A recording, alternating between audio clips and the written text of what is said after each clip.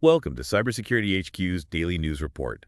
It's November 5th, 2024, and we've got a lot to get through today. Yeah, no shortage of incidents and vulnerabilities to cover. So let's jump right in. Big news first. Remember those Snowflake breaches from earlier this year? Oh yeah, those were massive. Well, guess what? They just arrested the alleged mastermind, No kidding. Who is it? Alexander Connor Moucka, also known online as Judish and Waifu. Interesting. So what do we know about him? Well, for starters, before the news even broke, someone claiming to be Judish was bragging about the hacks on Telegram, of all places. Wow, bold move. Right, and that online activity might tie back to his other alias, Waifu. He had a reputation in certain circles as a highly skilled SIM swapper. Ah, I see where this is going. SIM swapping could definitely explain how he might have gained access to those Snowflake accounts. Exactly, and these breaches, remember, they hit 165 organizations. Yeah, that's a lot of damage. Huge names like Ticketmaster, Santander Bank, Anheuser-Busch, all affected. And Snowflake, of course, is a big player in cloud data warehousing. Prime target for attackers looking for sensitive data. Speaking of which, the attacks themselves started back in April, most likely through compromised credentials, probably stolen by InfoStealer malware. Which brings us back to SIM swapping. It's a major threat, Yeah. Allows attackers to completely bypass SMS-based two-factor authentication.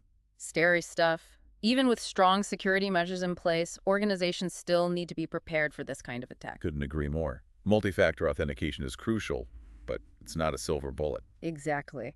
Robust security practices involve so much more. Employee training, strong password policies, comprehensive threat detection systems, you name it. Oh, and before we move on, there's another important detail. Another suspect connected to the Snowflake breaches, John Erin Binns.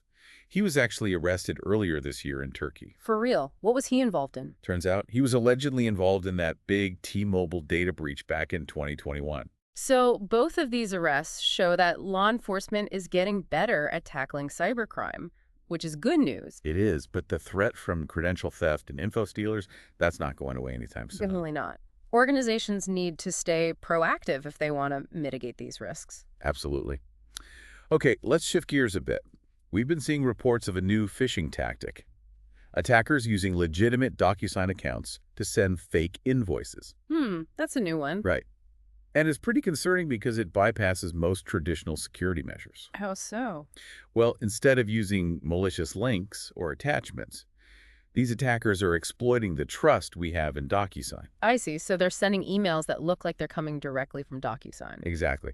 And these emails, they often contain fake invoices with direct wire instructions, all designed to trick people into sending money straight to the attackers. So because the emails are coming from DocuSign servers, they just sail past spam filters and phishing detection. Pretty much. Yeah. Makes them extra dangerous. Definitely something to be aware of. Organizations need to be really careful about verifying payment requests, even when they seem to be coming from trusted sources. Couldn't agree more. And they need to make sure their employees know how to spot these kinds of scams. Absolutely. Training and awareness are key here. This whole situation just shows you that any platform can be abused. Security awareness and vigilance, those are non-negotiable in today's threat landscape. Couldn't have said it better myself.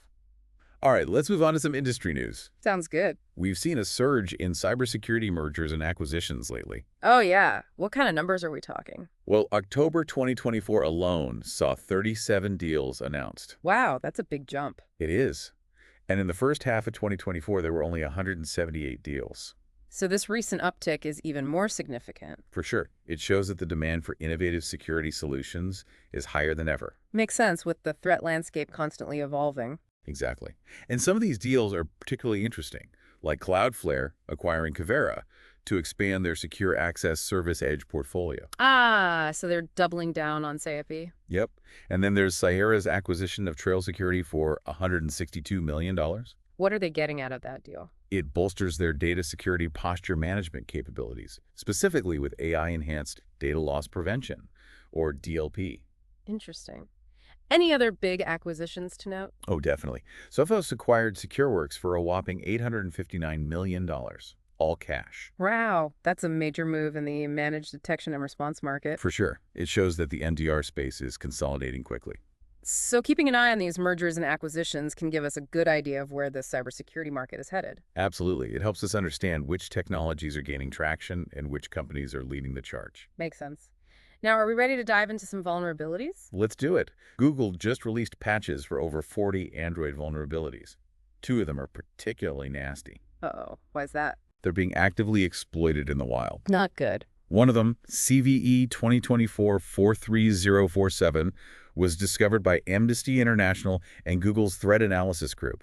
They believe it's being used by spyware vendors. Yikes. And the other one? CVE 2024-43093. It allows for privilege escalation.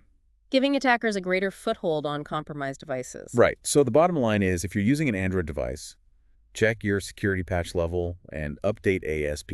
Especially if you're using a device with a Qualcomm chipset.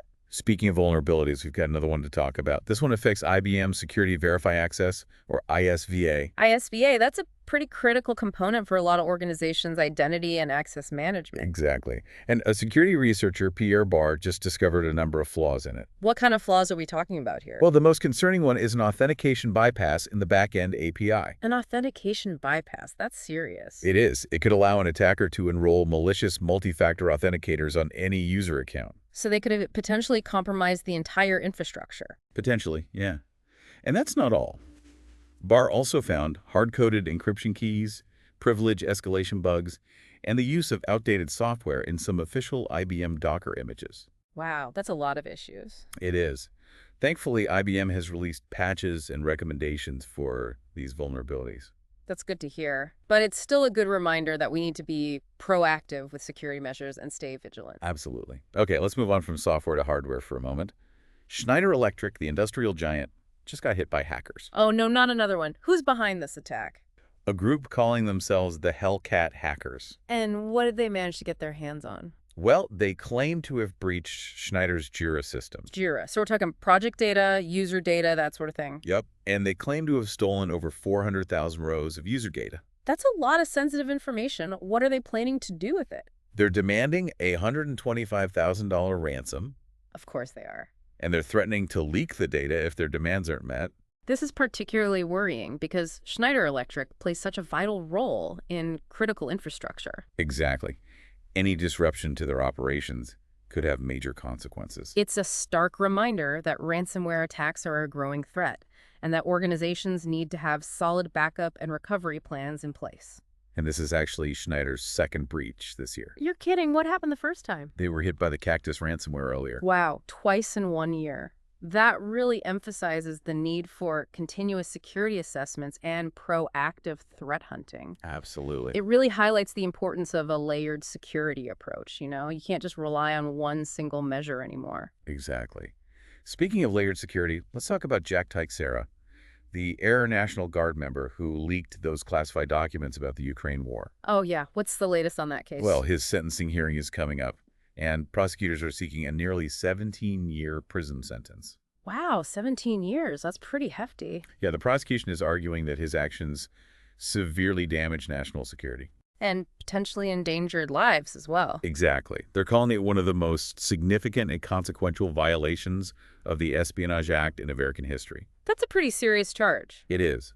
But his defense attorneys are asking for a much lighter sentence, something like 11 years. What's their reasoning? They're citing his age, his lack of criminal history, and they're claiming that he never intended to harm the United States, saying he just wanted to educate his friends. I guess it'll be up to the judge to decide what's appropriate. Yeah, it'll be interesting to see how this case plays out. Regardless of the outcome, though, it raises some important questions. About insider threats, right? Exactly. And about how we handle classified information and the potential consequences of, well, even seemingly minor leaks. It's definitely a wake-up call for organizations to review their security protocols. For sure. Okay, let's get back to vulnerabilities. Synology, the NANAS maker, just patched a critical zero-click flaw. Uh-oh, a zero-click flaw. Those are always bad news. This one's known as CVE 2024-10443, or Risk Station, and it affects Synology Disk Station and B Station devices. So potentially millions of users are affected? Potentially. What kind of damage could an attacker do with this flaw? They could gain root access to the devices? So they could steal data, install malware, take complete control. All the above, yeah. And the worst part is, users might not even realize they've been compromised until it's too late. Exactly. And NAS devices are often targeted for ransomware attacks, so this is a big deal. Definitely. Synology users need to update their devices ASAP. Absolutely. And speaking of NAS devices, QNAP, another big player in the space, they recently patched 3 critical flaws that were exploited at the Pwn2Own hacking contest. Ouch, that's not a good look for them. Nope, it just goes to show that vulnerabilities are constantly being discovered, and staying on top of patches is absolutely crucial. Couldn't agree more. Okay, let's switch gears again. We've got a new Android banking malware to talk about. This one's called Toxic Panda. Toxic Panda, huh? What's so special about this one? Well, it's designed for account takeover and on-device fraud. So it can bypass bank security measures and initiate fraudulent money transfers? Exactly. Sounds pretty nasty. It is, and what's interesting about Toxic Panda is that it seems to be targeting European and Latin American users. Really? That's unusual for a Chinese-speaking threat actor. Right. It might be a sign that they're expanding their operations. Could be. So what's the takeaway here for Android users? Be careful about what apps you install, and pay close attention to permission requests. Good advice. Always a good idea to download apps only from official app stores, too. Absolutely. All right, let's talk about a new campaign targeting NPM developers. What's going on with NPM? Typo squatting. So attackers are creating packages with names very similar to popular legitimate packages, hoping that developers will accidentally install the malicious versions. Exactly. Over 287 fake packages have been discovered so far, mimicking well-known packages like Puppeteer and Bignum.js. And I'm guessing these fake packages contain some nasty surprises. You bet. They contain obfuscated JavaScript code that downloads malware onto the developer's system. Sounds pretty sophisticated. It is. And what makes this campaign even more interesting is that the attackers are using Ethereum smart contracts to distribute the addresses of their command and control servers. Ethereum smart contracts, that's a new one. Yeah. Leveraging the blockchain makes it much harder to disrupt the campaign. I see.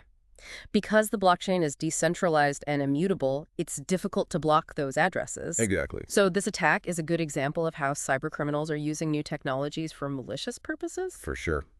Developers need to be extra careful when installing packages from NPM. Double-checking package names and developer information is a must. Agreed. Okay, let's move on to AI for a moment. Researchers have found 6 security flaws in the Llama AI framework. Llama. That's that open source application for deploying large language models locally, right? That's the one. And what could attackers do with these flaws? Well, depending on the specific flaw, they could potentially carry out denial of service attacks, poison the AI models, even steal the models themselves.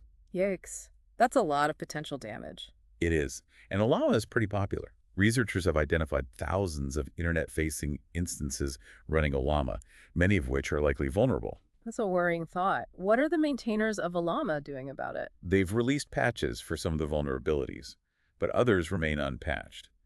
They're recommending that users implement strong security measures, like using a proxy or web application firewall, to filter access to Llama endpoints. Good advice. It's a reminder that security is just as important for AI systems as it is for any other type of system. Absolutely. All right, let's end on a positive note. German law enforcement agencies recently disrupted a criminal DDoS-for-hire platform.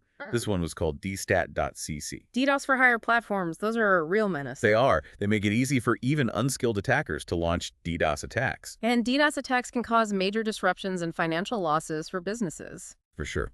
In dstat.cc, this platform was particularly bad.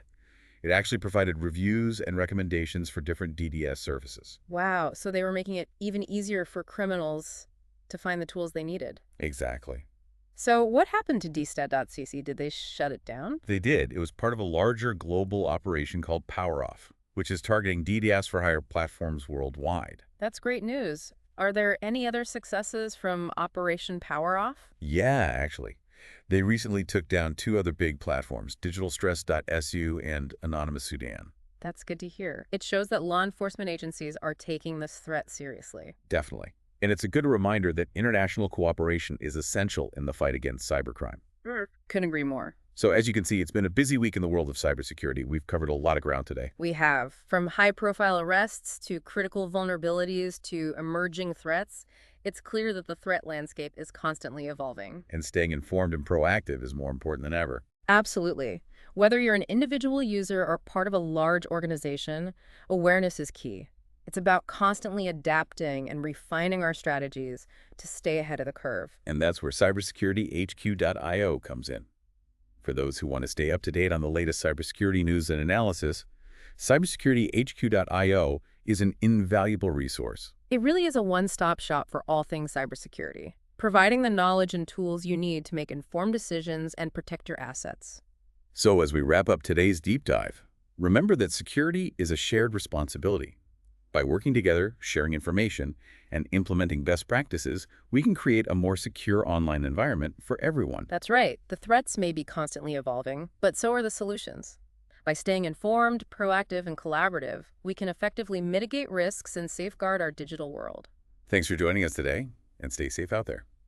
So that's it for today's deep dive into the world of cybersecurity. Quite a lot to unpack, huh? As always. But hey, that's the nature of the beast, right? It is. The threat landscape never stands still. Nope. It's constantly evolving, which means we have to evolve too. Exactly. And that's why we do this show, to help keep everyone informed. Absolutely. Knowledge is power, as they say. Couldn't agree more. So until next time, stay vigilant, folks. Stay informed. And stay safe out there.